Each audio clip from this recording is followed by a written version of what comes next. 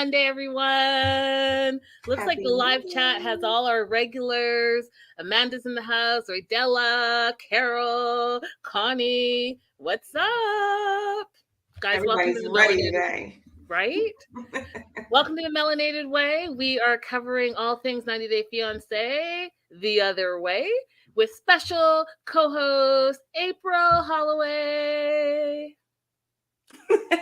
How was your weekend, April? Very good. It's a good one. I'm ready to get into this one. It didn't drop as early as it normally does, or am I tripping? I feel like they've just changed the rules. Okay. I don't think it drops early anymore. Yeah, I was looking for it, and my regular time that I watch wasn't there. I was like, maybe I've been wrong. No, they've been changing some things up over there for sure. What up, Rebecca? Hey, Joslo. Guys, bottom of your screen, you can see where you can support the show. Take a moment to go ahead and like and subscribe to both my page and April's page. She's streaming simultaneously on her page as well. Overall thoughts? I am disappointed in Gabe. I'll tell you more later. Yeah. My overall thoughts was it was a good episode. There was a lot of drama.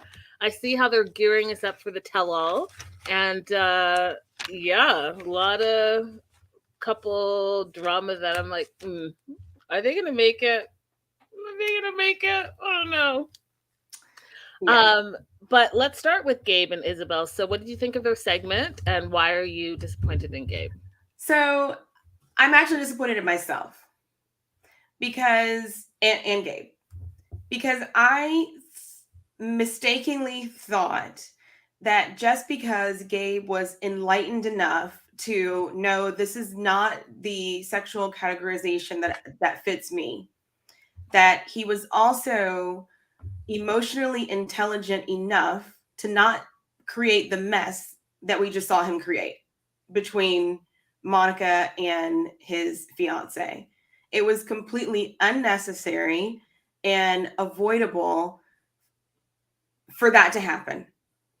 And if it was not for the maturity of Isabel, it would have gotten way worse. But that was messy from the time that he sat down with his family in Florida and finally told them that he was engaged, to the way that he characterized things with Isabel. Monica wants you to sign a prenup. Monica is concerned about this and that. Like, you are setting everyone up here to not be able to have a good relationship. And it's my fault for thinking that you were emotionally intelligent enough to not do that. I agree with you. I feel like here we are spending the whole season learning from Gabe whether he wanted to be the ambassador or not, and realizing that, you know what, at the end of the day, he's just as messy as everybody else, and also is not taking responsibility for the simple fact that, hey, you say all these things happen to you in relationships. You say that, you know, you're not supported, you're not loved, you are abandoned, and here you have a whole situation where you have two families that love you unconditionally and you want to make it messy for them. And instead of them embracing each other immediately, you're setting it up so that it's a contentious relationship off the bat, and it's unnecessary. So you're telling Isabel bits and pieces, and then you're telling your mom and your sister bits and pieces, but you're not telling the full story. And even when you do tell this full story, you're pitting them against each other, and that just does not seem right. And then it's almost like you want it. It's like, you know that your family loves you, and you know Isabel loves you, and you kind of like the attention that this is all bringing you. And it was not very nice, I thought. No. And there was drama to be had. I was thinking, like, are they doing this just to create some storyline for themselves? There's still drama to be had, even with him not being messy and them being honest. The families meeting each other for the first time, having to use an interpreter, them being in Colombia, meeting the kids. Like, there's still events that can happen that would make us interested in their story without this being a part of it.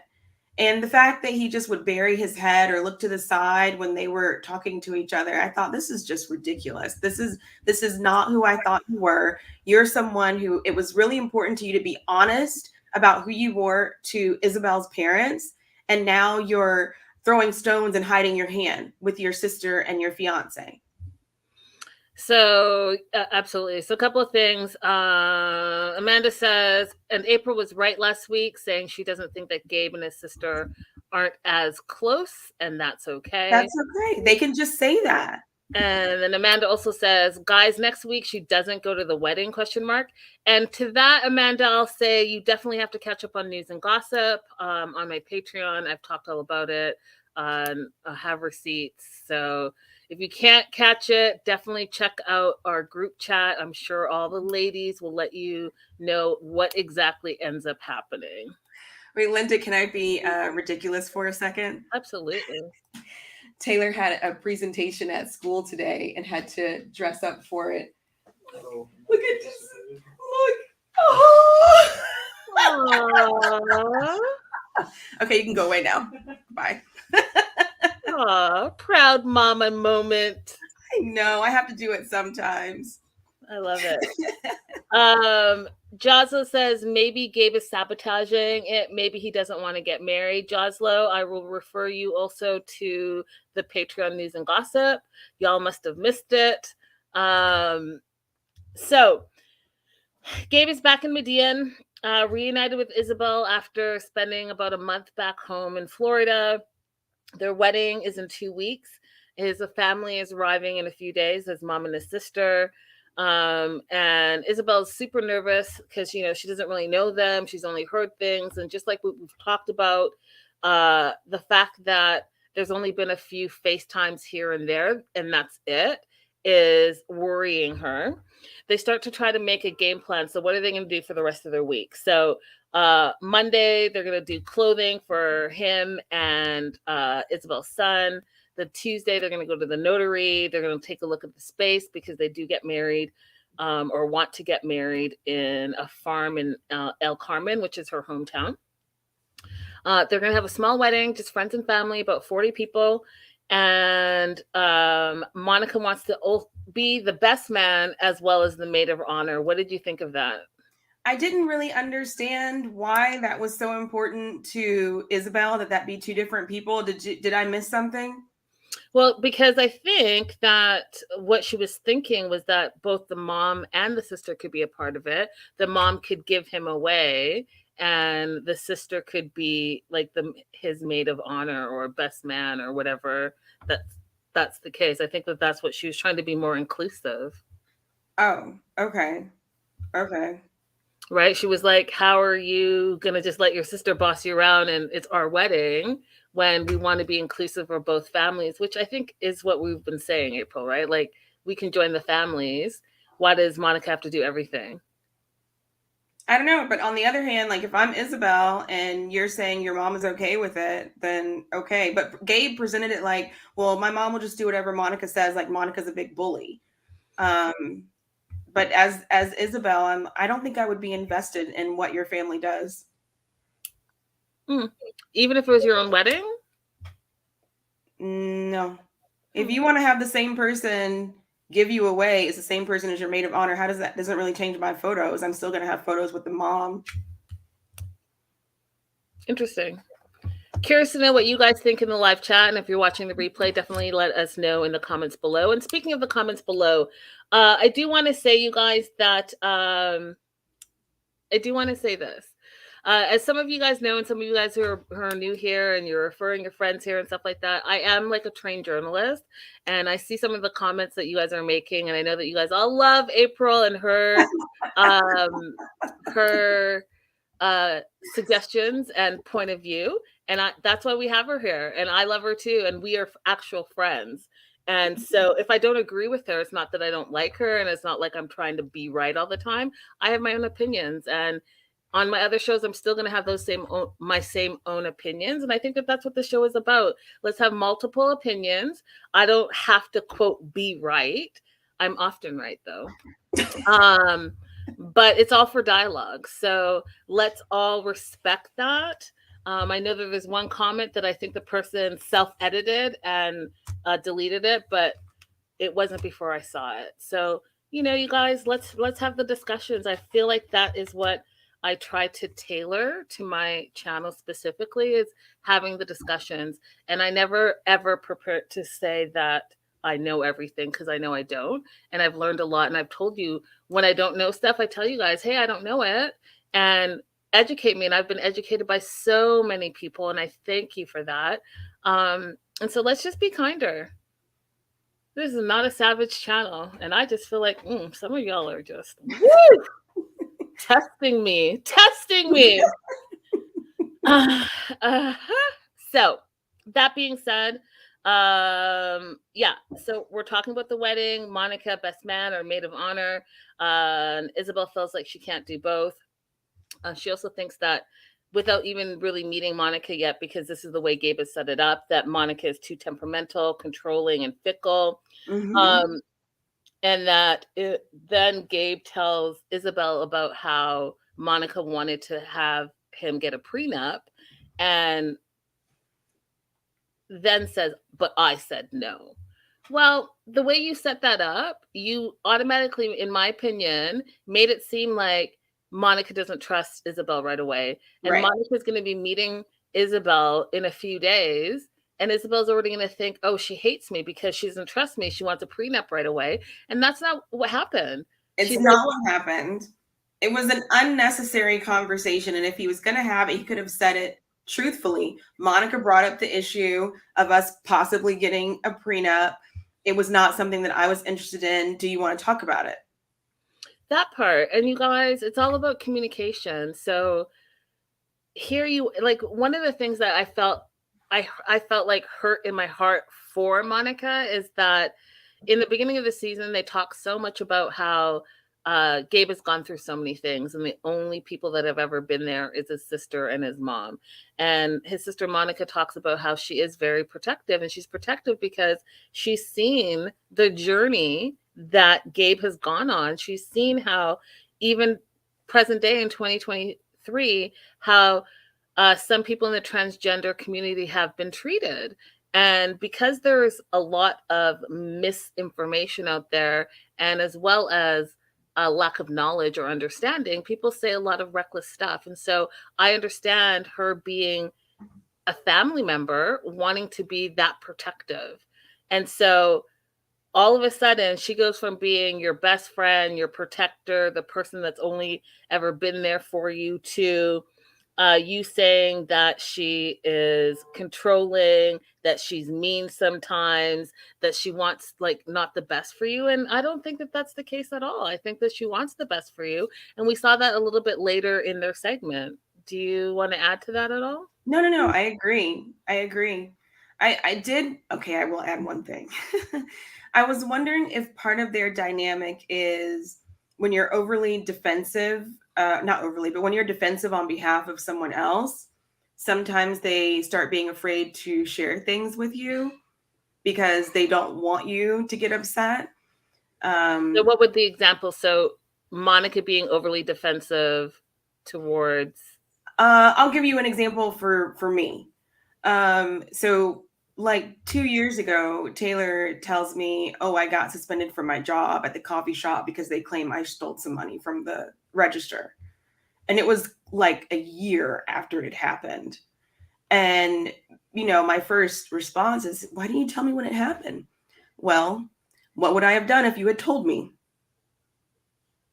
I would have stormed over to the coffee shop and started screaming at everybody, right? Mm-hmm. So in the end, like, I understand why you didn't tell me when it happened, and you worked it out yourself, and you were able to show them that it was the other person that was stealing from the register who was also the head chef's daughter. So sometimes when you have somebody who's in your corner who's going to fight battles on your behalf, you don't tell them certain things that are going to make them super, super angry, and you just like handle it yourself. I see what you're saying. I wonder if they have a little bit of that dynamic going on, but they both keep saying that they're so close. They're so close. That's the part that's confusing. You aren't close just because you defended somebody on some occasions. Closeness is like daily interaction. Like, I know what is happening in your life, and they are not close. Yeah, I feel like their definition of close is us against the world. And I feel like it's not the day-to-day stuff, it's the battles, right? And I think that maybe, just like you're saying, Monica's used to fighting Gabe's battles, and therefore that's where that protectiveness comes from. But I also think that Gabe is very comfortable in the role that he plays in the relationship, because if he wasn't, he would have said something.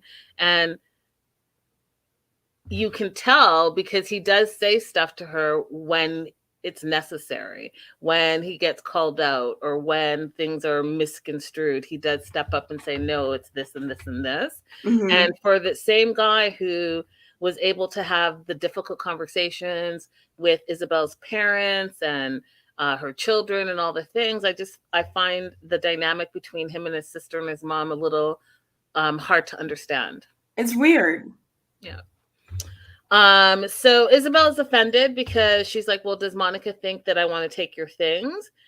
Because I don't. I'm not materialistic, and I do everything for the business, and it's because of me and my connects and what I've done so far that doesn't matter where you're making your sales, you're making it here, and you're making it here because of me and what I'm doing for the company, which I felt was like a valid point, right? She was right. Her assessment was correct. It reminds me of the current ladies who are saying, I think my mic is doing that thing again. Let me move it a little bit. The ladies who are saying that they want their husbands to agree if they're going to be a stay-at-home wife, that they want an X number payout per year. Well, I haven't heard this. What is this? Yeah. I've been starting to see more women who are asked to sign a prenup because of overwhelming wealth on one side. The man's side are saying in the prenup that they want a designated amount of money per year allotted to them for their loss in income, loss of educational opportunities, and anything else during the years that they perform as a stay-at-home mom. Oh, wow. And I think it's a reasonable ask. So when she immediately said, okay, well, if we're going to go that route, then I want a salary, that makes sense. Fair enough. Fair enough. So Gabe's family is arriving, and their wedding is in 3 days. And so it's Marie, his mom, Monica's sister, and her boyfriend, Malcolm, that arrive. Isabel's like a little worried, like, are they all going to get along? Gabe's worried because Gabe calls them both alpha females. What were your thoughts when he said that? Alpha females. So disappointing. Another time that Gabe is disappointing me with his characterization of gender roles. I'm without hope anymore that he has a deeper understanding of gender roles than the average person. Right, because I was like, what does he even mean by alpha females?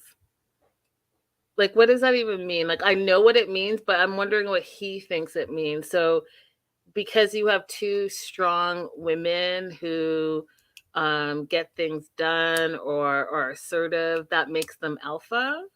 I'm curious what he meant by that. That's a very good question. You should ask him if he ever comes on. I think I'd love to hear his concept of masculinity, his concept of alpha female or alpha woman, whatever the phrase was that he used. Alpha female. And I would love to hear his take on exactly what it means to be non-binary. Yeah, agreed. And also how he sees himself. That would be a question that I would have, how he sees himself. Because if you're assigning all of these, types of people, then you clearly have an understanding of what you think people are. So I'd be curious to have that conversation. So Gabe, go ahead and come on the show. We've had not all, but a lot of the cast members. So when your season's up, let's talk about it. Please. Is worried about Monica as a mom having questions about her. So she is just like, I don't know them. I'm worried that they're gonna have all these questions and they're gonna have all these um ideas of who I am because Gabe has said X, Y, and Z. And Mm-hmm. they're coming in with those preconceived notions. And so she was worried, right? So Mm-hmm. they arrive, everyone's being very polite. The mom, Marie and Monica both say that Isabel is beautiful, that she's taller than Gabe, but they hope that she's being authentic. And again, that's where you're like, well, why would you think otherwise? Right? So where is that coming from? And it could only be coming from what Gabe has told them. Exactly. Um, and so she's like, even if Gabe is telling them terrible things, I want them to like me and I want to like them. So one of the things that Isabel goes on to say is that she thinks that Monica is trying to make her feel bad for not speaking English because they have that interaction. And the interaction at the airport was a little awkward, I thought, Yes. right? So Gabe hugs everyone that arrives, and Isabel just hugs the mom and then kind of just says hello to the sister and all of that. And I think that she did that because she thinks that already that Monica may or may not like her. Mm-hmm. So it got awkward. And then when Gabe's like, well, no, Monica doesn't, or excuse me, Isabel doesn't speak any English. Well, okay, yeah, she doesn't speak any English, but she's friggin' in Colombia, I right? mean, So, like, but they're also in Southern Florida, right? Like they don't really have an excuse to not speak some Spanish. that's what I'm saying. You speak no Spanish. And I think I told, if you guys watch my, actually, I told the Patreon group. So, Um, long story short, I can speak Spanish a little bit here and there, and it's getting better. And there's a weird thing that I am fluent when there are some drinks flowing. It's a total weird thing, but whatever. Um, but I was telling my mom that for work, I'm having to speak a little bit more Spanish, and it's forcing me to, right? And so I'm learning more Spanish. And my mom's like, for the amount of time that you've been in Southern California, you should have been fluent. And she's not wrong. Mom with the truth again. She's not wrong. So that being said, um,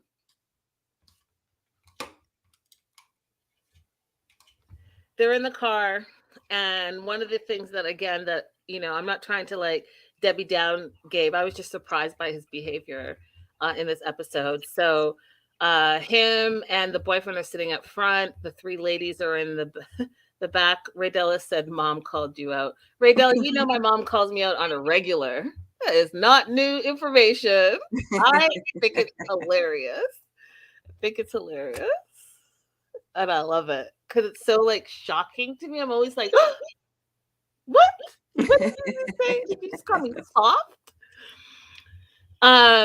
So the ladies are in the back, and Isabel's trying to have a conversation not only with Marie but with Monica as well. And Gabe starts ignoring, right? So when she's like, I'm so happy they're here and I'm so excited that they're gonna be here and all the things, and he's like, oh, I want to do this, and just completely ignoring the fact that Isabel was trying to have a conversation with his mom and his sister. I didn't like that.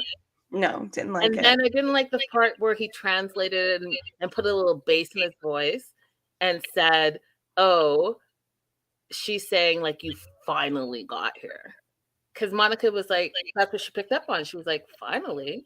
Yes, that was not accurately what she said. Also, I think that I noticed something, and maybe I'm too far out in left field, but his behavior around Monica's boyfriend and his behavior when they went all to have drinks with his friend that he was playing basketball with, Mm-hmm. I think that he is trying too hard to fit in with other men.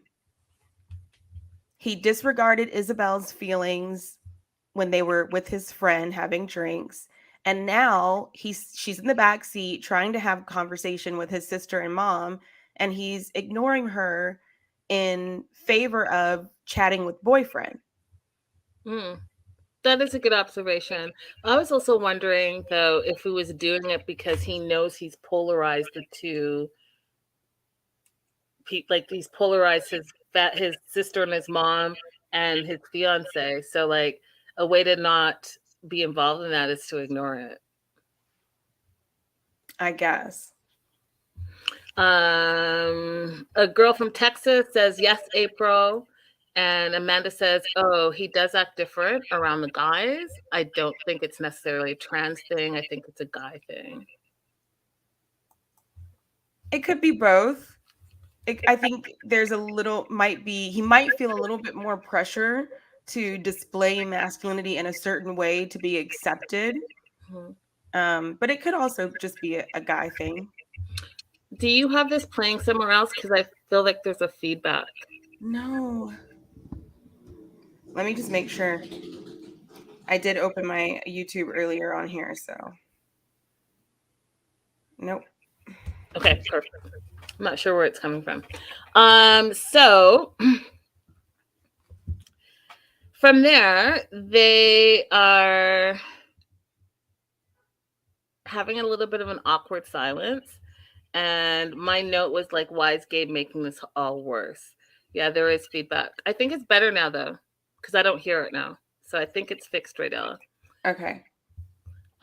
So posting all of this. Yeah, that's my note. Why is Gabe making it all worse? He could just be like, hey, you know what? Let's all go for dinner later on today. Let's all sit down and have the kids and the mom and dad and the sister and his mom and the boyfriend all like hang out and just get to know each other with no preconceived notions, just people who all love each other. But I mean, that's what I would do, I think.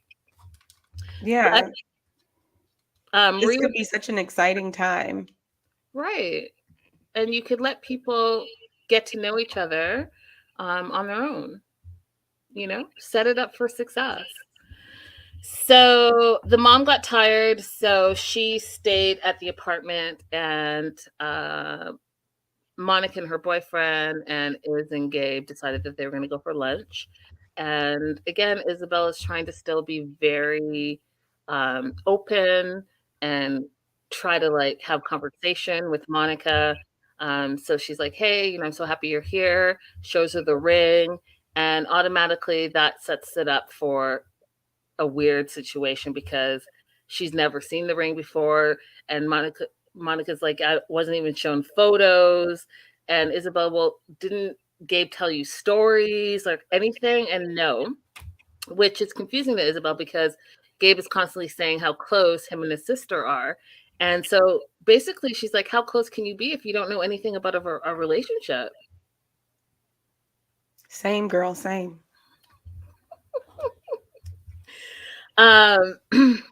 So then Monica and Isabel have some dialogue, right? So Monica expresses her concern about the prenup, about not having expectations in the relationship financially or materialistically, as well as, you know, are you going to take care of him when he's down? Are you going to be there when he's down?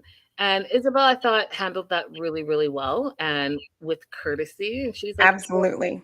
She was like, you know, I love him and there's no problem. I'm not materialistic. Yes, I'll sign a prenup. You know, I don't know what he's told you. But I will tell you this, that I love him. I accept him. I think he's a very special individual. My family loves him and accepts him. And there's just love all the way around. And basically, she was like, you know, I would hope that you would be happy for him that he is so surrounded by love here. Mm-hmm. And Monica was surprised, right, to hear all of that. And even her boyfriend was like, well, this sounds like this is something between you and Gabe. Mm-hmm. Right? Like, it's clear again that this whole we're so close, it's clear that you're not so close because all these questions and concerns you have are really things that Gabe and you should have talked about prior to this situation coming into its own. And so she started crying, and I could see why, Monica, because she's probably frustrated and she's probably coming from a place of love, and she's first time hearing that hey, yeah, my brother's out here in Colombia on his own, but he's fully loved and supported by not only his fiance, but his fiance's family, his fiance's children. And so that's a first that she's hearing of it. And she's crying tears of happiness because, yeah, Mm-hmm. she's coming from a place where she feels she always had to protect her brother. And I got to tell you, like, they're in Florida, and look what's happening in Florida right now. Mm-hmm. You know, Mm-hmm. you have NBA players that are moving their families out of Florida because of everything that's happening there. So I could really understand her having concerns. I really can understand her being protective. Yeah, I can understand her being concerned and protective.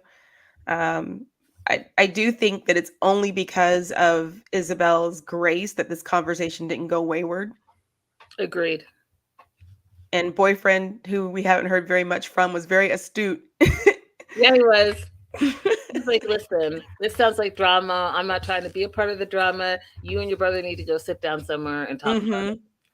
But I still will put my arm around you and let you know that I'm here for you and I'm supporting you. Let's move on to Jen and Rishi. Overall thoughts of their segment. I don't even know what to say about them.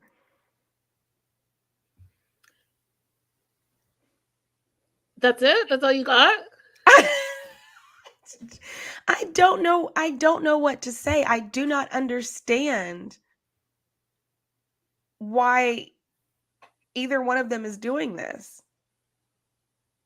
I don't Doing what? understand why do you want to be with someone who you have to surprise tell their family that y'all are engaged? Interesting. Why would I ever want to move forward in a relationship like that? I don't never want to be with somebody who I feel like is like ashamed of me or has to break me in little by little into their family. Okay. That's fair. They're sitting in their big grown asses. Oh, are you allowed to say that on YouTube? I don't know. Yeah, that's fun. They're big and grown, sitting in this woman's living room, and well, we're gonna surprise her. We're gonna break the news to her. Like you're grown. You're a fully formed adult. This is ridiculous. I This often is say on my show that, I talk about the 4 things that you should do before you get in a serious relationship. And I know that anyone that watches the show on a regular, you guys know those 4 things off the top of your head because I say it all the time. But one of the big things too that I like to talk about is communication, and I think that it's important to understand how important communication is, especially in your relationships with your significant others.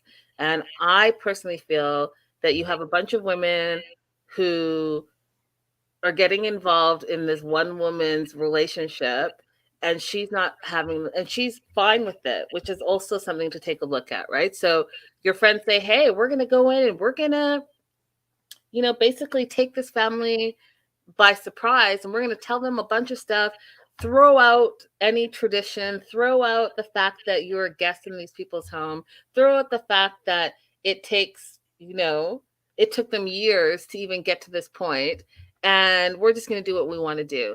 But Jen, like, why are you not having this conversation with your significant other? If he is indeed your fiance and you guys have been together for 3 years, why do you feel so comfortable allowing your friends to take charge in your relationships? And you guys, that's where I will always have a problem, because I feel like if you can't talk to your significant other, then that's where the main problem is. yeah. And if you wanted this to be out in the open, then why did you accept it for so long? And why did you say, yes, I'll wait till August? And why did you even come back to India and be like, you have all these concerns? First, it was about the topless shirt, the shirtless photo, and then but you couldn't let it go. And then you get there and you don't like the fact that he still doesn't want to tell his parents. Well, that's conversation. That is communication. But instead, you invite your friends over to do your dirty work. Seems a little weird to me. Yeah. It's extremely weird. So breakdown is that they're en route to the family house with their friends, Randy and Myra, as well as the translator. One of the things that I thought was funny of that scene is while they're in the back of the ride share, Randy like pulls out the phone from her boob, and it just reminded me of Angela. I was like, I don't know if it's a generational thing with I don't know what it is with them, but like I just have never done that. I've never packed my like chapstick and my phone and my pen and my wall. Like I just like, where am I going with all this stuff? It makes no sense to me. And then just randomly pulling stuff out. Like, oh, my phone's there. Oh, wait. And this is Angela a lot. Angela like digs. It's so weird to me. I don't know. But I don't know if it's like an American thing. I don't know if it's a generational thing. I haven't done it since club days, so you guys have to tell me if it's like an American thing. I used to do it during club days when I didn't want to carry a pocketbook, but that was it. You put in your boob? Yeah. Oh, I would have like my driver's license, some gum, a little bit of cash, just all stuck in my clothes and my bra. Yeah, I've never done that. I'm curious. So you guys, that question is out to all y'all. Is that something that you guys do out here specifically in America, or is it like, I don't know? Is it something maybe it's just me, because usually I am in the minority. So go ahead and let me know. Annie says she's really happy that you're here. Her sister's also a lawyer. She loves hearing that perspective. And April is a great mom. And April's the best. And everyone loves April. April is my brother! Definitely go and like and subscribe on her page, you guys. Thank you very much. Amanda says, husband Kevin thought maybe it was like to not get robbed. I've never ever done that. She probably, I mean, honestly, the way she stuck that thing in there looks like she does it on a regular basis. I mean, the people that I see that do it, you know that they do it on a regular, like that's just what they do. So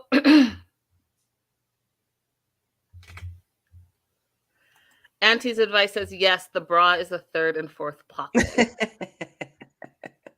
And Bobby, hey Bobby, Bobby says that's where strippers hide, use their stuff, hide their stuff, store their stuff. I guess. I guess. I just have never. You did say she was a former stripper. Oh, I sure did say she was a former stripper because she was. But that was another day. I love you to Egg says, I think the older generation does it more. My aunt used to do that and she's 70. They did wear much bigger bras back then. Oh, Drea. Hello from across the pond, Drea. Hi, Linda and April. I finally caught a live. Sending love from the UK. We love the UK people. Hello, dear. Hello, darling. Okay, Are you going to have a Chinese today?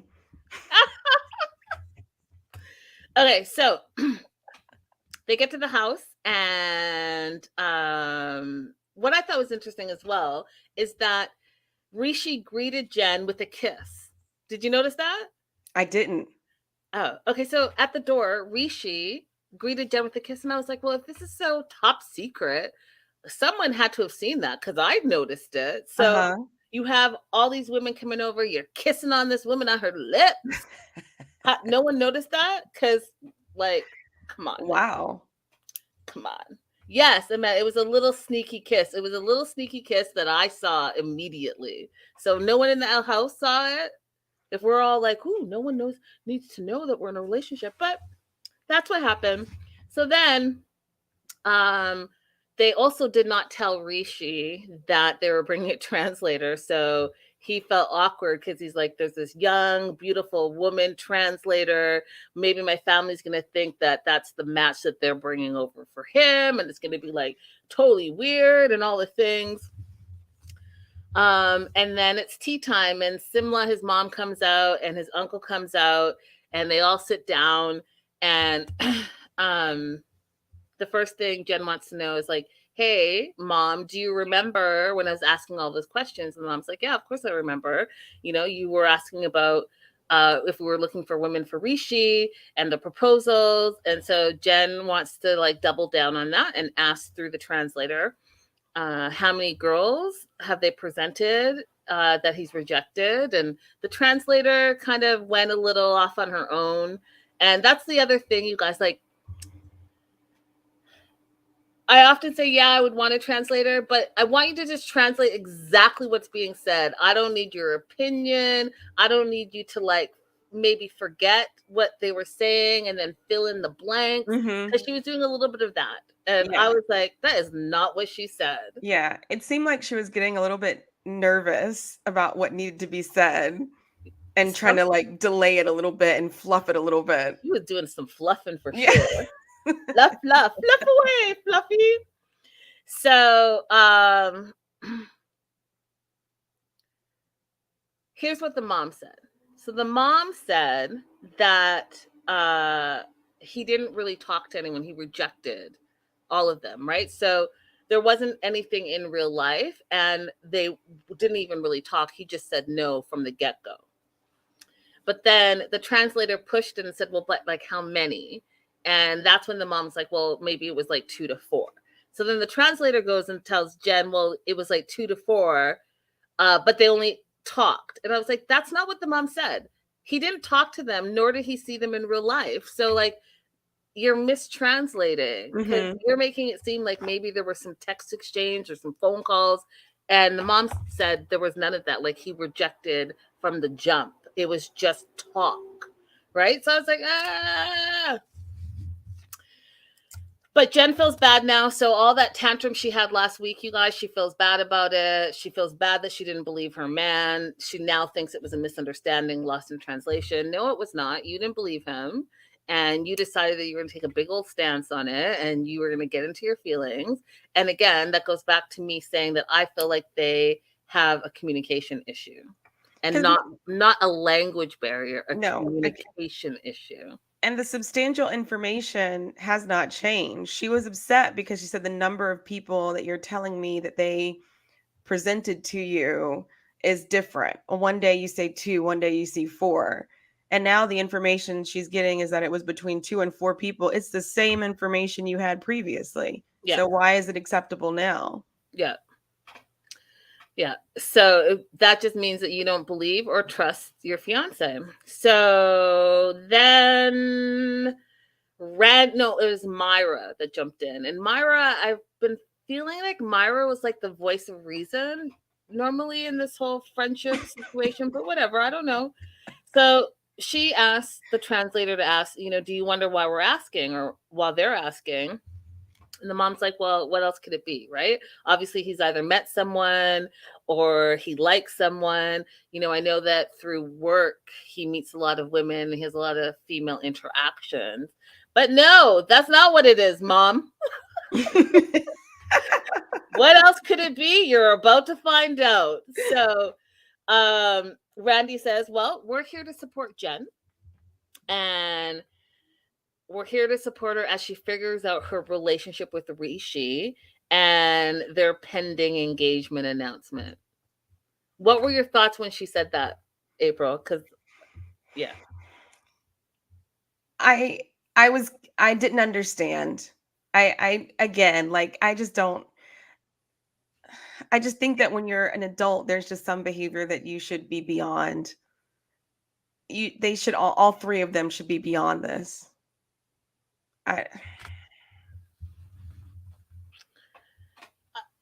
How is this a setup for a good relationship? How? Yeah, Ty's Way said Randy was happy to deliver that info. Yes, she was. Yeah, she was so happy she got a speaking role. That and also to be the bearer of, crazy news. So there's an awkward silence. Rishi's shocked. He wants to stop the conversation. He's like, if the translator wasn't here, he definitely would not have translated that. And he would have steered the conversation in a different direction. The mom says nothing. Rishi hides his face. And then again, there's more silence. And Rishi's just like, I really wish I could put those words back in Randy's mouth, but here we are. And so then they push the mom. They're like, so, what do you think? And the mom's like, well, what should I say? And the translator takes it upon herself to answer the question. Did you notice that? I did. The translator says, well, if they want to get married, will you allow it? And the mom doesn't answer. She turns to Rishi and says, you never told me anything about this. And I'm shocked. And to camera, she's like, I thought they were joking. I can't say no in front of everyone, even if I feel like it's wrong. So the mom is just playing pleasant, right? Mm-hmm. So when asked again, she says, I feel good. If he likes her, and she kind of like trails off. So one of the things that the uncle is concerned about, and the mom as well, is how are you going to communicate? Because you don't speak Hindi and we don't speak English. And so what is that going to look like? And I want to talk to Rishi about this all. And Rishi, what he says is, I wasn't sure you guys were going to accept it. He's shocked that they're accepting it. He's relieved. He's happy his mom says she's okay with it, but we really know that she's not really okay with it. She's just keeping the peace, and she's being a host in her house, right? Because she feels like she can't go off in front of all these people. So then Rishi's a little upset. So here's what happens. Jen and her friends decide that they're going to excuse themselves so that the family has time to talk amongst themselves, because there was a lot of information. One of the things the uncle did say was, like, listen, Rishi has to stay here. Like, he's the primary caregiver. He is the person that makes the money in the household. And we're expecting whoever he marries to come and live in this, what do they call it? A joint family. Mm-hmm. And take care of the mom and take care of the uncle and take care of the house and all the things. Like, that's what they're thinking they're agreeing to. But Jen's like, nah, I want to live in Mumbai. But I'm open to discussion. And when asked directly, instead of answering her honest feelings, she's like, well, I'll just let you guys talk about it amongst yourself. So then the uncle doubles down and says, listen, we don't have a problem with the wedding. But again, he has to stay here. He has to take care of us. He has to take care of the house. We have material needs. He's the main provider of this family. And so what's going to happen? Do you want to add something before I move on? I have a question for anybody who knows the answer. There is a cultural thing that I'm not understanding that's happening here. Does the like the institution, or like the idea of nursing homes, that doesn't exist in India? There seems to be like an incredible reliance on Rishi to take care of aging parents as opposed to having any alternatives. I'm going to let the live chat and anyone watching answer that. I can tell you from an African perspective that nursing homes is not a thing for Africans. In our culture, we do have like blended type families, and if your parents don't live with you, they spend a lot of time with you, and they either like stay in your basement or they live close to you and you take care of them because they're your elders, and it's a matter of like respect and taking care of the generation that took care of you. So I mean, I don't know. I can't speak for the Indian culture, but I can definitely speak for Africans. And that's just the tradition. Like there's no, what is it? Even care homes or whatever? Yeah, or in-home assistance. There's that you can hire, nothing like that. I mean, I've met a lot of people who've come here and told me how wealthy their families were back home, and made a point to say that they had servants who looked like me. So why can't you totally different? Yeah. So that's totally different. So there are they're not called servants. You have help that lives in house. And they help with like the chores around the house. They take care of the property. Sometimes they make dinner, and it's oftentimes students who are paying their way through school. And so this is their job. And instead of living like on campus as Americans would, they will live with families instead of having like a part-time job somewhere, Okay. like McDonald's or whatever. They live in the house and they take care of the house and do it that way. So there are in-home helpers. But yeah. Okay. Dre says multi-generational homes are the norm. Nursing homes are more of a Western thing. Yeah, so she's just saying what I'm saying. Wow, Dre, you're a hottie 2x4. Go ahead in the UK. So I hope that answers your question, April. Yeah. Okay, so now here's the part that I just was like, I wanted to just like, so they're outside. Randy asks Rishi for forgiveness.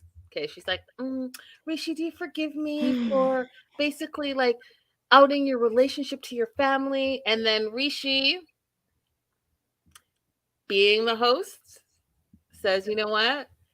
You made it easy for us. I need to thank you. Instead of making, I thought, you know what? That was very gentlemanly of him because I know in the back of his mind, he wanted to cuss her out. Okay. Because when he went over to Jen, he was looking at Jen and was super disappointed. And you could tell in his face that he was not impressed that you had your friends do all of this. And yet here we are. And so as Jen tried to get into the moment and tried to like, you know, are you okay? Are you sure you're fine with this? And you got to make sure that your family knows that I don't want to be living in a joint family. He's like, listen, let's just celebrate today. Let's just be in the present. I don't like it. Mm-hmm. I don't like the answer. It's okay to let people know I am still working on how I feel about this thing. Let's talk about it later. I appreciate you saying that you want forgiveness.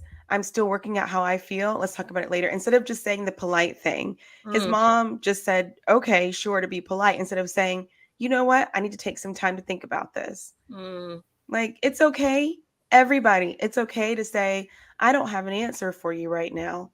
I need a little bit of time. But I feel like the mom kind of did say that.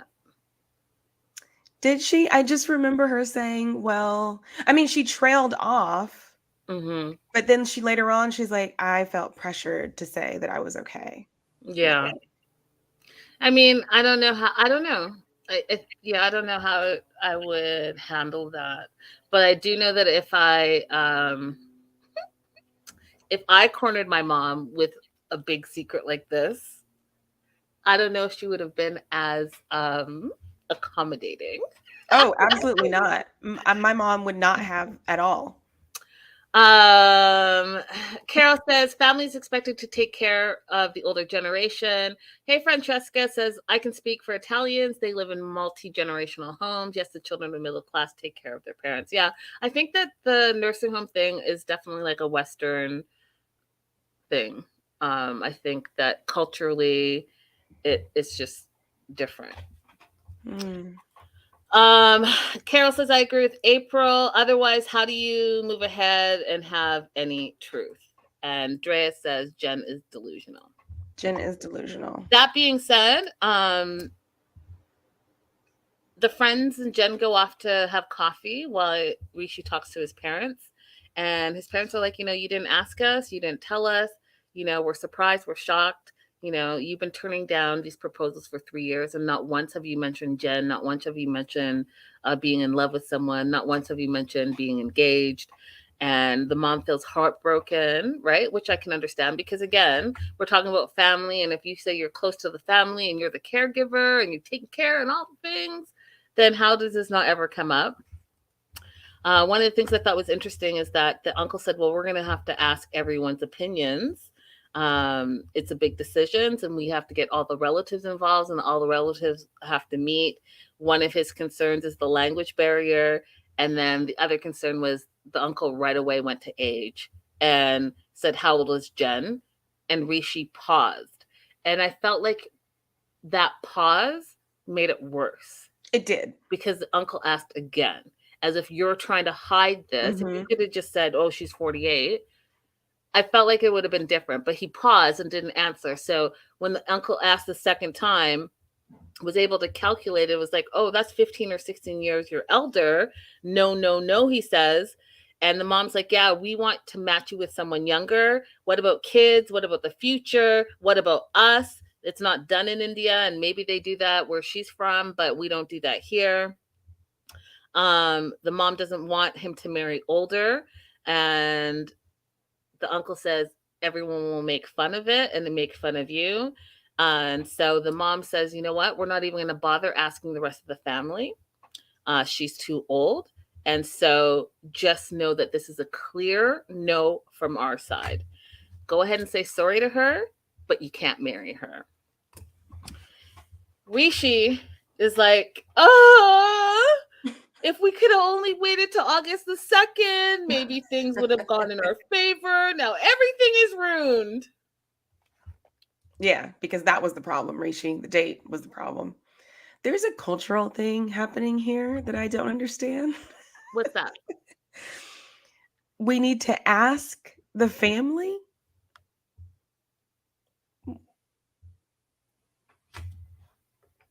Are you gonna? Is that it? Is that all you're gonna say? Because what? So there's one part that I do understand. I understand that they're like, what about kids? Because now I understand that they rely a lot on having kids to be your caretakers when you get older. That's a cultural thing they rely on.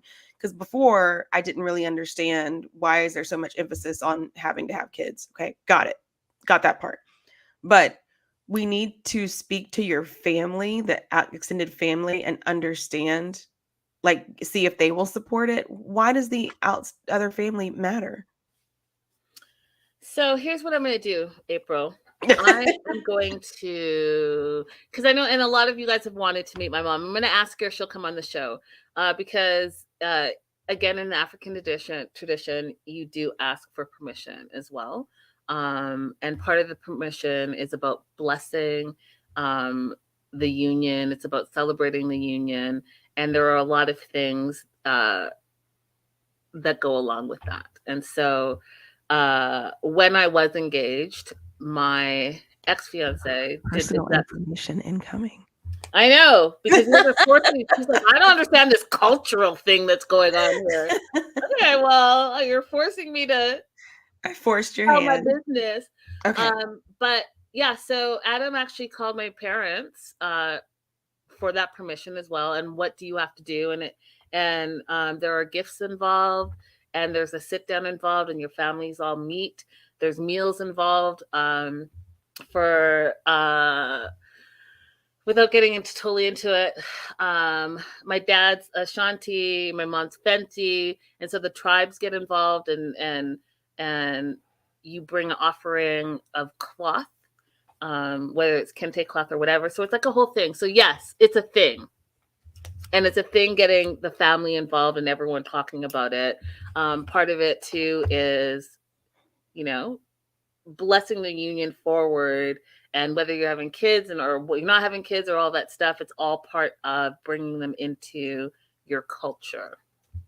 All right, enough about that. So Amanda said something that was true, right? So the uncle did say, if we had been closer in age, maybe it would have been fine. That made me want to die, right? So they're like, oh, if it maybe was 6 years and not 16 years, 5 years and not 15 years, like, I don't know where he would have cut it off. I think at the end of the day, he would have still said no, because even if she was only 5 years older, she still doesn't want to live in a joint family. So it would still have been an issue, I think. And she still doesn't speak the language. That being said, you guys, if you want to go over to my community wall, I did post the photo in the public service announcement, and I'll read it real quick to you, that Jen and Rishi jointly put out. Was it today? Yesterday. So they put out a statement. April, have you seen the statement yet? I did. Okay, so dear fans, that's you all, that's us. The 90-day fandom. I do not like to see Jen upset, and she is very upset by the DMs and condemnation about some things that I should have cleared up a long time ago. Number one, Jen has been coming to India since 2014 and is very familiar with the general Indian culture. Number two, when I proposed, I told her that my family was 100% fine with me choosing my own bride and all caps. We could live in our own place, joint family not necessary. Number three, regardless of when my family found out about the engagement, there would have been issues with the age difference. Her friends did me a favor. Number four, please stop suggesting to Jen that A, she is trying to change me in the culture, see number 1 and 2, or B, she should have learned from Jenny and submit. 5, why are people lumping all Indians, all caps, and all caps Americans into the same categories? Not all caps Indian people are the same, just as not all American people are the same. To assume that Sumit represents all Indian men or that Jenny represents all American women is ridiculous and small-minded. They're absolutely wonderful people, but they are not us. Thank you for your support. Hashtag Jen and Rishi. So. Whatever, Rishi. I'll say this. Okay. And this will be my only statement about this. There is no way that Rishi wrote this. If it was a joint thing, maybe Jen wrote it, and then Jen said to Rishi, "This is what I'm going to write," because how can I put? I've seen how he writes things online, and this ain't it. This is like Miss, oh, I have 2 master's degree. Let me go ahead and put that in bullet point form and have not only A and B's, but even just like the cadences in it. It just doesn't sound like something that he wrote, but could be. Carol says, Linda, I read that, but do you think it was legit? It sure didn't sound to me as though Rishi wrote it. There, yeah.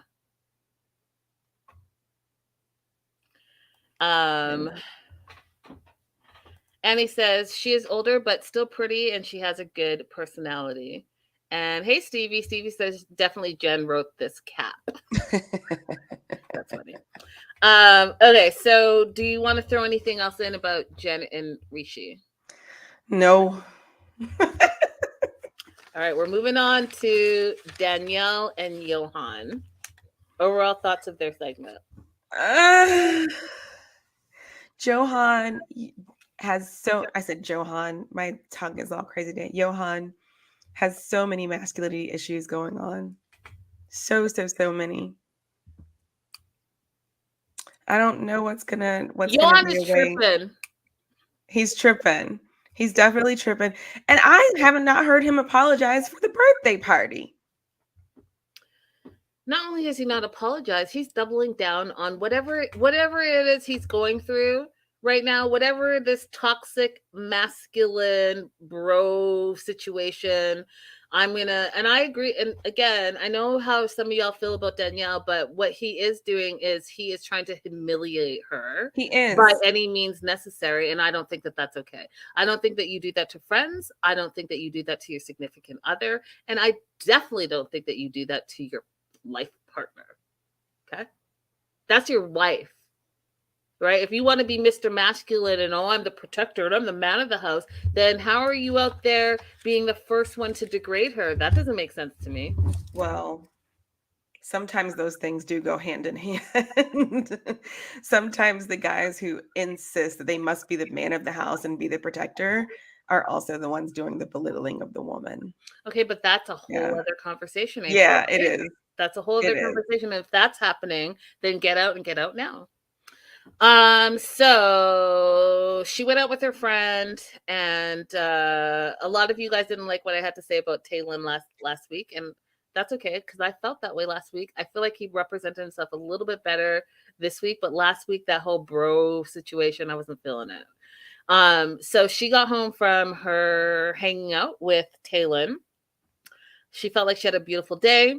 and she's ready for whatever Johan is bringing on. And in order to counter that, she is cooking. So she is going to do shrimp and pasta, and have him in the right mindset because she wants to have a conversation with him. And the first thing that was troubling to me was she's like, hey, we're gonna eat, and maybe you're gonna feel better, and we talk, kind of thing. And I have friends, and I have a lot of friends, and I want to be able to have my friends be your friends and your friends be my friends. And he's like, no, I don't want you to go out with any of your friends. I'm your husband. Is your husband not enough for you?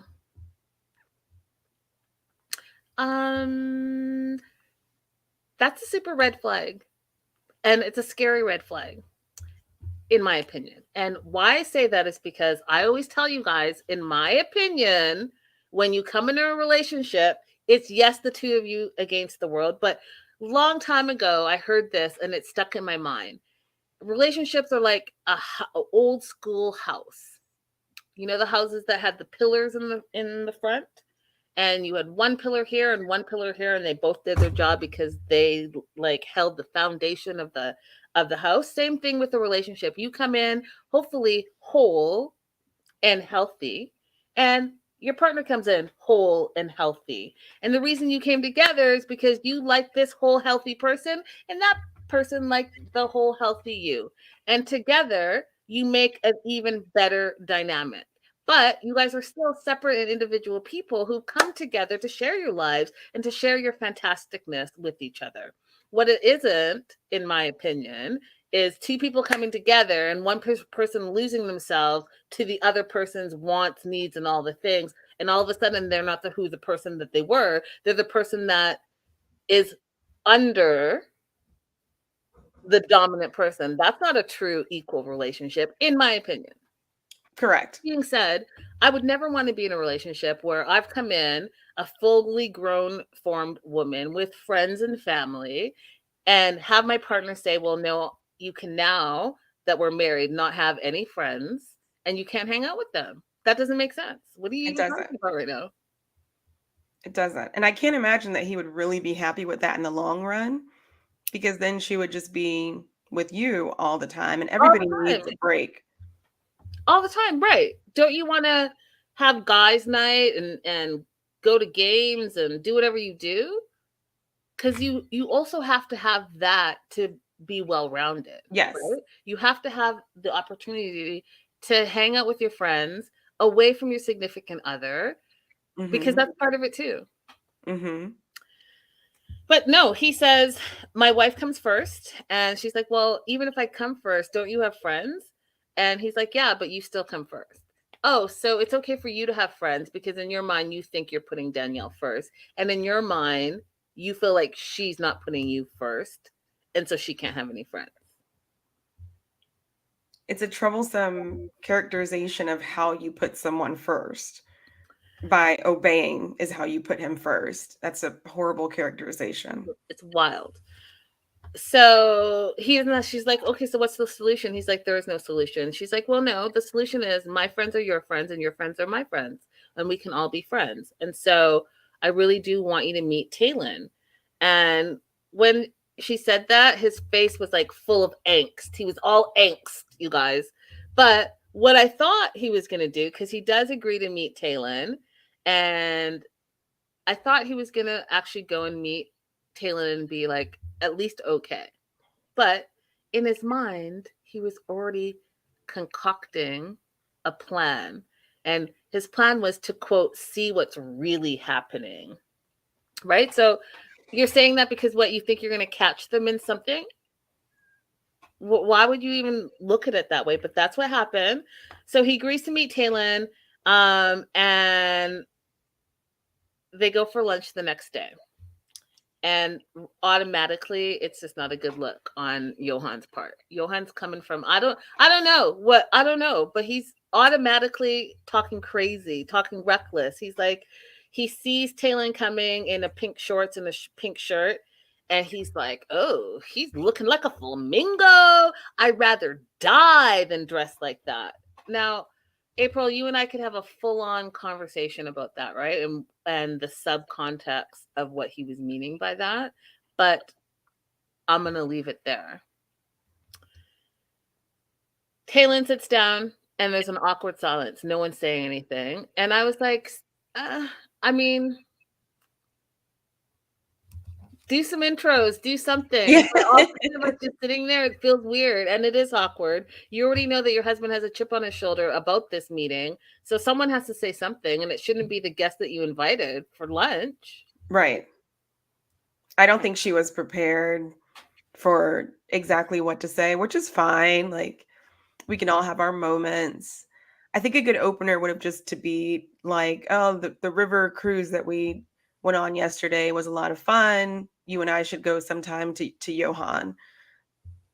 And then hopefully Johan would be like, oh, what animals did you see or whatever. Eh. Yeah, it was awful. It was awful. So Johan asked, "Do you like it here?" And Taylor's like, "Yes. It's my first time in the DR, but I have also only been here for a couple of days." They order some drinks. The drinks arrive, and the first thing that Johan decides that he's going to ask is, "How did you meet Danielle?" And they met in 2020, which is not that long ago if you think about it, you guys. 2020, 23, right? 2020, and now we're in 2023. But a lot has happened. And then he asked, how long were you guys together? They were only together for 4 months. They were friends for the first few weeks, and then they decided that they were just going to have some pandemic fun. Mm-hmm. But Johan wasn't okay with that answer. He wanted to just double down. So then he says, okay, stand up. So Taylor stands up, and we find out because Johan is super tall, right? So they're both tall. Johan is 6'7", and Taylor is 6'5". And then Johan's like, "What size shoe do you wear?" And I knew automatically where he was going with that. Getting so weird. And Taylor obliges and says size 14, and which is the same size as Johan. And then he goes, and this is where I was like, oh, you're trying to humiliate your wife in this moment. So he says, yeah, Danielle likes men with big penises. And because big feet, big penises. And Taylor was like, this whole thing is strange. He's like, I've never had a man, let alone a married man, ask me that. But yet here we are. What were your thoughts? It was, there's no good outcome for this. Even if he meant it as a joke, there's no way that this is going to go over well. So I can't see that there was any goal besides humiliating her, making her feel bad for wanting to integrate you into her life this way, and making it so she would never invite you to meet another one of her friends. And I also feel like he was almost doing it to slut shame her. Yes. Like, she's not allowed to have a sexual history, even though you have one. Right. And I didn't appreciate that, because then he goes on to literally put his business out there that should be something that's private between you and your wife. He's like, so did you two was sex a problem? What, Johan? What? So that's when Danielle finally jumps in and says, that's inappropriate. He's like, well, you wanted me to come here and be friends with him, so I'm going to ask him what I want. And then he goes further into it and says, are you still interested in her? Do you want to be with her? And he's like, no, like, I like her as a friend. And he's like, oh, really? Because Danielle said she wanted to have sex with you. When did Danielle ever say that? And why are you lying right now? And why are you creating this nasty environment for your wife? Again, I can only see it being that you're trying to humiliate her. Your wife told you that she wants to sleep with Talon? Because I'm sure that she did not. And I'm sure she said it multiple times that she doesn't see him that way. Even when they were together, she never saw it as going to be a long-term thing. They were only like keeping each other company during the pandemic, which is very relatable. So Mm-hmm. like, why are you doing this to her? And why are you doing it to her in front of her friend? Yeah, it's I thought that what they did was really smart. They're like, "Hey, it's a pandemic. Let's just move in together so we can contain our exposure." Um, so I mean, wish I had a pandemic buddy. Didn't. I thought what they did was smart, but yeah, this is just humiliating, and I felt really bad. Like I almost cried when she cried. Yeah, I because felt really, really bad because this is embarrassing. This is not what she hoped for. She was hoping to have them also be friends and be able to, branch out while she has Talon in the DR. I thought from their conversation that they're clearly platonic and they clearly are just friends and they enjoy communicating with each other in a healthy way. And I thought Talon was right when he said that I can't imagine someone who is mature the way that she is being married to someone like Johan. yeah, because Talon's like, well, do you trust Danielle? Because it kind of seems like you don't. And he said, well, he trusts her, but he doesn't trust her. He says he feels that she says one thing and does another, and which is also not true, right? She says what she means and she means what she says, and we've seen that clearly throughout this Mhm. season. Been very Um, consistent. and then she starts crying because she's like, it's clear that you don't trust me, and it's clear that you want to humiliate me, and you're doing it to have power over me because you're insecure. And everything she just said, I was like, Mhm. that part.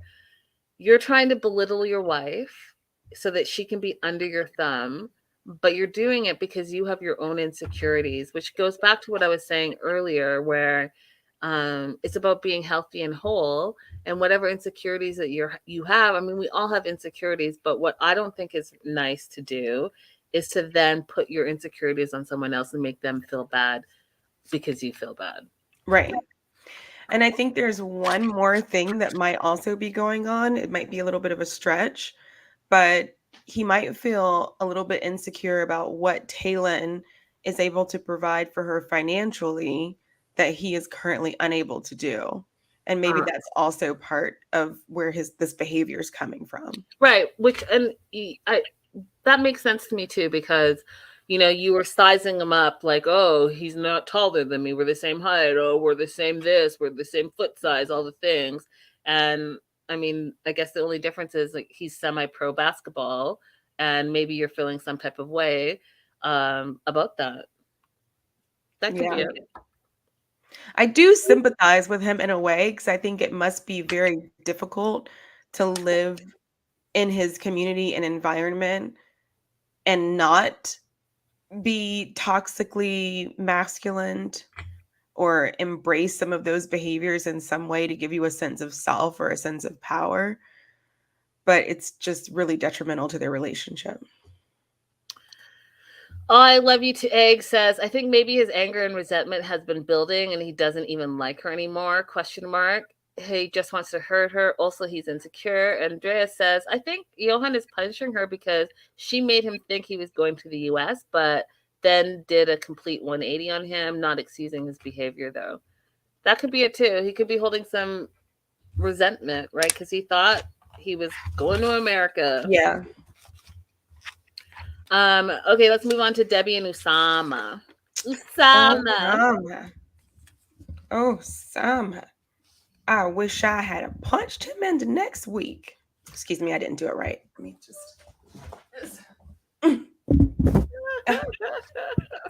My favorite He's thing. making me want to punch him into next week. Love it. I love it. What were your overall thoughts on their segment? Um, I've told you that you can't listen to things I say when I'm angry. What? That just shows his age, though, like an immaturity. At no point in my 20s have I ever thought it was logical to say that to somebody.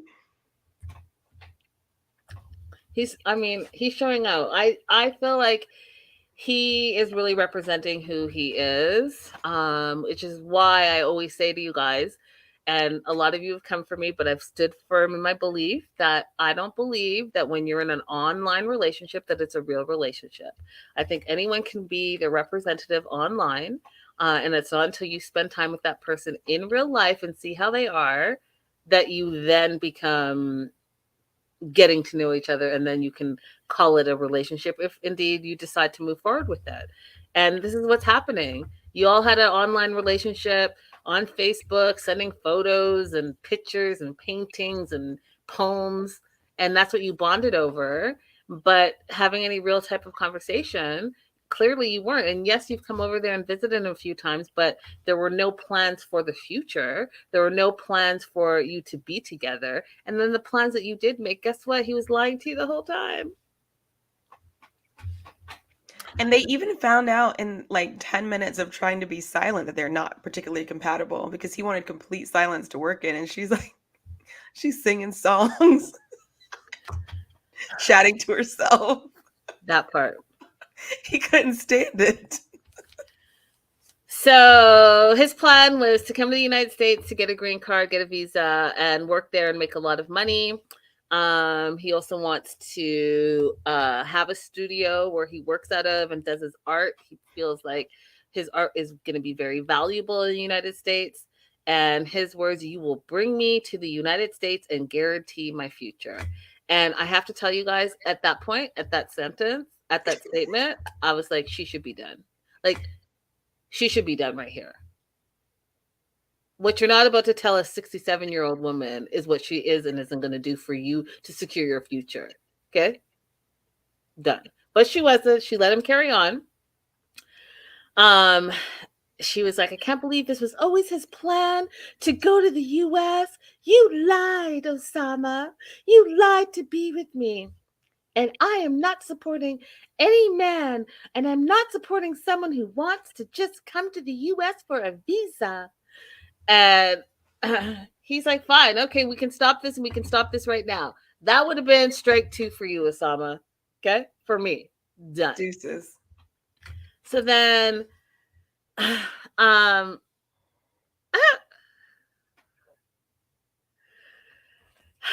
she says, I'm using every ounce of my self-control to not knock him into next week. You're scum of the earth, Usama. You should be ashamed of yourself, Usama. You've done me dirty, Usama. You're creepy, man. I freaking love her. I am mean. I'm horrible. I'm motherfucker. I'm whatever. It doesn't matter. He says, take yes. Me to the US. Yes. He says, yes, I am all of those things, and I'm an SOB. And she's like, you're a cold-blooded snake. You showed me, Osama. You used me. And then she goes on to say she can't believe that she opened her little door after 12 years. She opened her little door of her heart and a poem slipped through. And she was stupid because that poem wrecked it. And she will never let another poem slip through those doors. Never, Debbie. Never another poem. I'm laughing, but I do feel bad for her. She's like, we're parting ways. Whatever you want. Whatever you want. We're not having that. And he's like, no, whatever you want. And then she's like, I feel used. And I guess I deserve it for believing him. You don't, Debbie. You don't. So then she's like, you call me a car. I'm going to go pack my stuff. So one of the things I thought was interesting, you guys, is that in that 3-minute span, I did not see her go back to the farm and pack her stuff and bring all her luggage. But all of a sudden, the car was there. She had one little bag, and off she went. I was like, did I miss something in there? Yeah, like she's only taking the toiletry bag to the hotel. Right. So that gave me pause, because that just shows me that, guess what? She's not done. She's not done. Well, she's not done.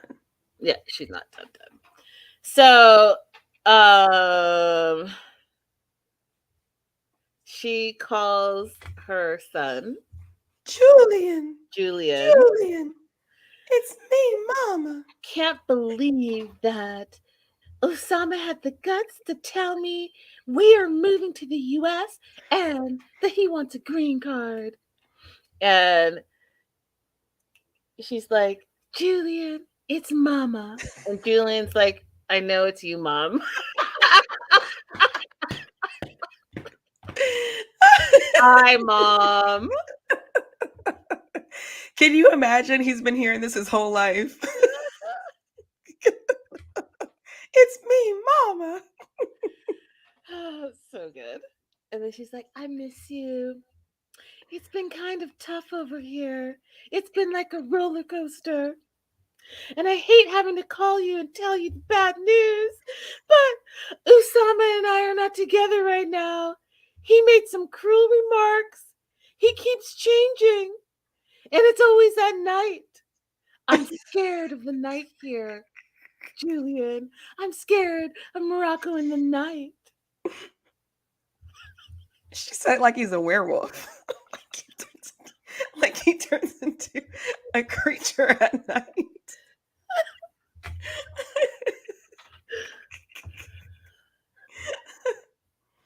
Julian.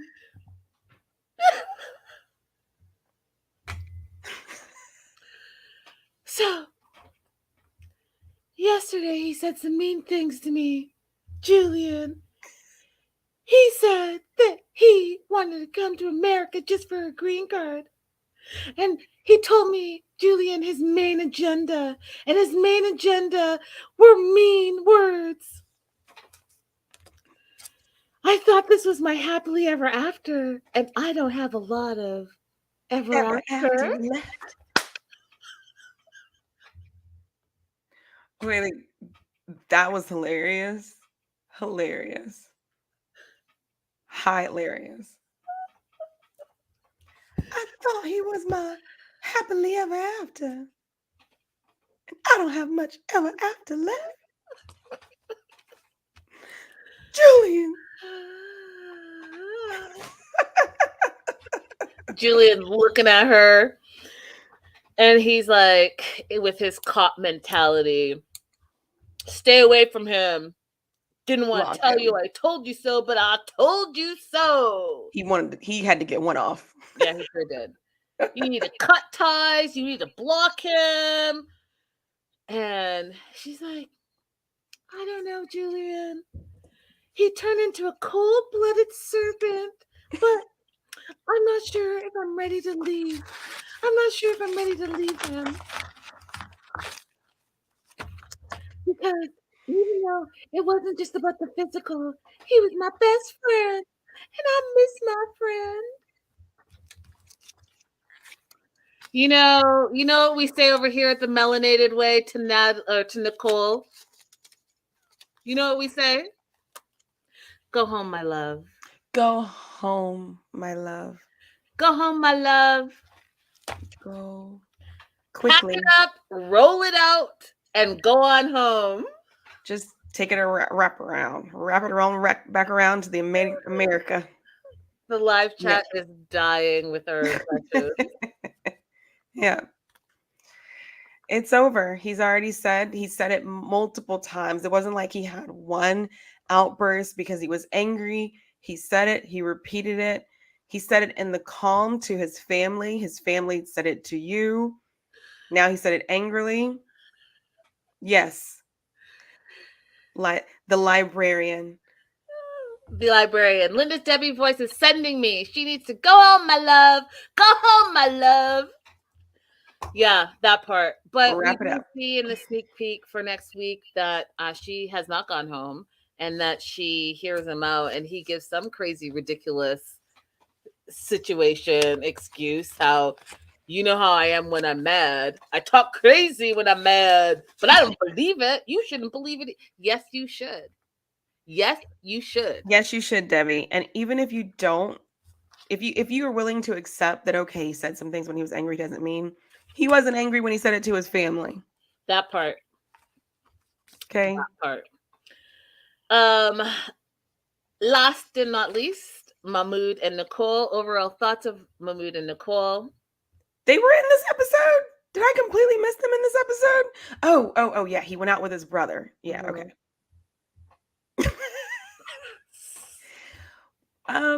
Okay, so I don't think Mahmoud will do well in the US. Mm. But he could try. I mean, she's already filed for the visa, so might as well go ahead, finish the process, get his interview done, and just see if he likes it. Um, but I don't think he will. Um, Amanda says, anyone know what the brother was eating in that little tub? I want it. I No actually don't clue. know. If anyone knows, definitely let us know. Okay, so here's the thing, you guys. If you are following the Melanated Way, someone on Reddit was very astute, and I popped it up on our social media. But it was interesting to me that they were supposedly in a cafe for men, where men went to play dominoes or have coffee or all the things. But one of the astute Reddit users went ahead and played back that scene, and you see Nicole in the background. They blur out her face at first, and then you see her peep over and look. So this all men's cafe, not true. Okay, so you guys definitely want to go to 90 Day the Melanated Way and check out that video, because it is hysterical. I watched it like 10 times.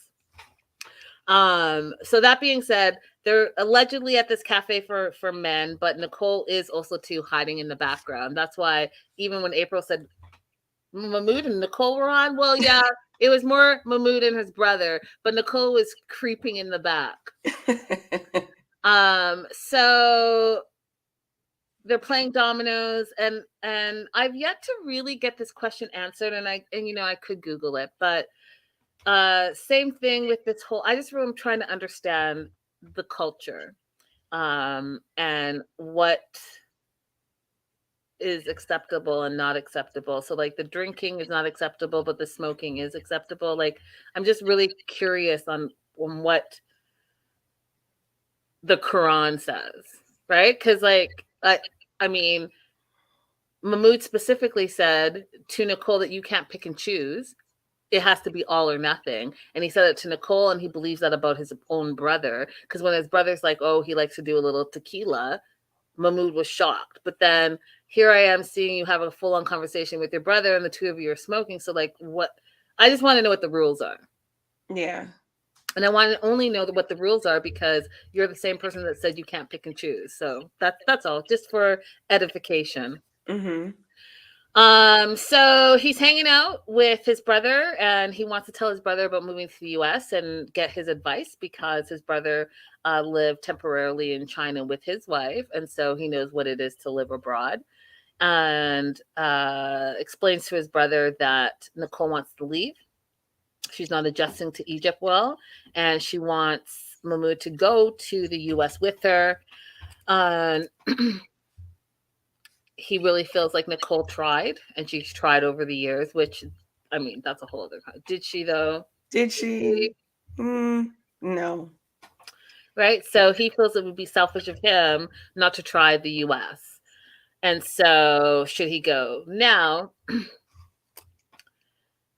One of the things I wanted to ask you, April, and so the brother's like, well, did you guys file for the visa and all that stuff? And Mahmoud said, yeah, he got an email, which I found interesting, because I've just never gotten an email from a consulate. It's always hard paper, because they try to minimize to make sure that there's no like funky fake stuff going on. So do they send emails out for stuff like that, April? Yeah. So what he's talking about is the National Visa Center. So just in case you're completely unfamiliar with the process, when you're doing a spousal visa, you first file a petition. It's an I-130 form.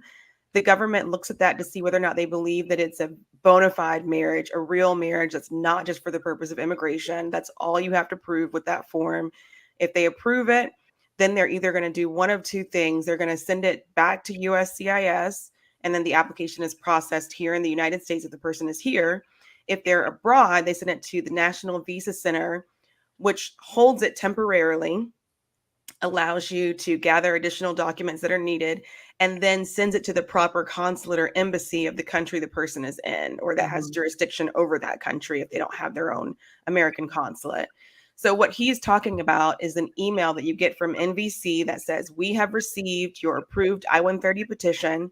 Here are the additional documents that we need from you before we can get this out to the proper consulate. Gotcha. And did you agree with his timeline? He said that he would probably be able to be in the US by the end of year. So what is the time frame that they're in right now and filming? When he says by the end of the year, is he talking about like, are they filming this like March last year, April last year?